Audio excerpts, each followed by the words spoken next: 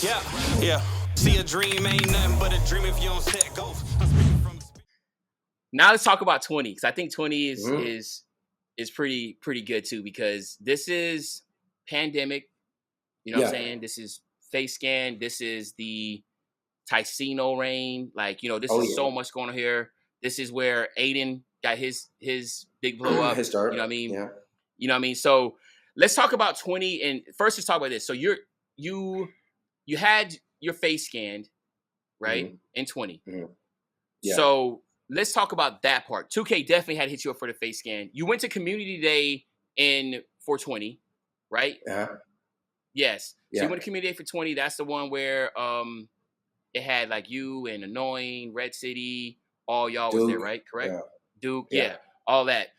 So explain, that's your first community day, right? Yeah. So explain the community day and all that. Surreal moment.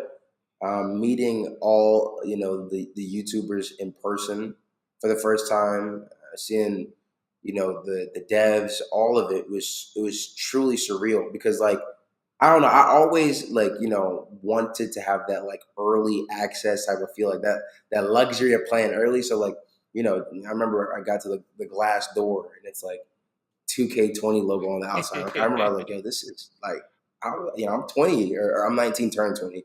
This is crazy. Like I'm like getting butterflies. I'm thinking like, It was crazy. It was crazy. Yeah, man. And then how the face scan obviously I know now how the face scans work, but for you to be able to go in there, because I'm assuming you did it in the truck, right? Or did you actually go, because you didn't go to California for the face scan, did you? No, it was it's in the no. truck. So the community day was in LA, but I still think it wasn't a truck. But yeah, I mean, we walked in this room, all the like 1,000 cameras. I remember like just thinking like, this is genuine. Like this is everything I could ask for. Like in 2K20, I was like, there's genuinely nothing I could have asked for more out of like a gaming experience, from like 15 of my friends were first telling me I should do it, to finally getting that recognition, to growing up, to being able to take care of my family. 2K20 is the year I was finally able to get move out on my own.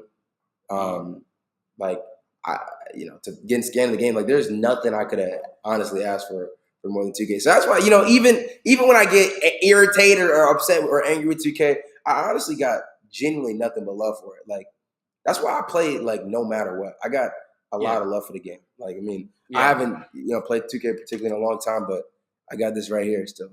From our community day from community day from last year. Like, facts. We're gonna talk about that too, because that's when I first met you. But so did they tell you in advance that you was getting your face scan, or you just happened to go to community day and they were like, yo, like come over here guys, we got something special for y'all? No, they told me in advance. And I was so hyped to like, I'm sitting there around the house walking around in circles like, yo, this is crazy. I'm being the game. I bet you was hitting your homeboys up like, bro, I'm literally about to be the game. I was scared to do that. They told me I couldn't tell nobody, so okay. Yeah, I tell nobody. I was just like, I wish I could tell somebody, but man, I was excited. That's dope, man. That's dope. And 20, I feel like, you really started to be a really good dribbler. Okay. As great as you were as entertainment purposes, as far as being laughing and all these different type of like, I was in a couple of your videos and you had us doing some of the things like hitting half court shots and all that. You had like you did so much of entertainment purposes, but a lot of people don't understand, like, you was really good at shit at the game. You know what I mean? Thank you, man. Really good. Thank you. Ain't no thank you. You know you was good. You know what? I think my prime, actually, I genuinely think my prime was actually 19. I think that's my prime. I think 20 was decent, but 19, I think that's my prime. That was okay too. People used to cook me for not turning off my meter. That's what it was. They used to kill me for that.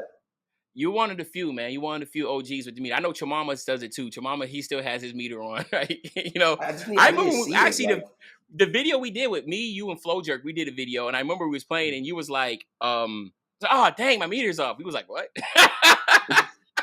You was saying your meter's off. And he was like, nah, I need my meter on. I gotta ask you a question, man, because I know a lot of people always talks about this, man. The spin back to the 3-point line, is that yours, man? That's mine. Yeah. Hey, there's a Hey. few things in 2K community I'm gonna claim as mine. The spin back to the 3-point line. I don't care if it's 2K45. I need y'all to understand that's my move, okay? Bro. That's my hairstyle. What else can I claim?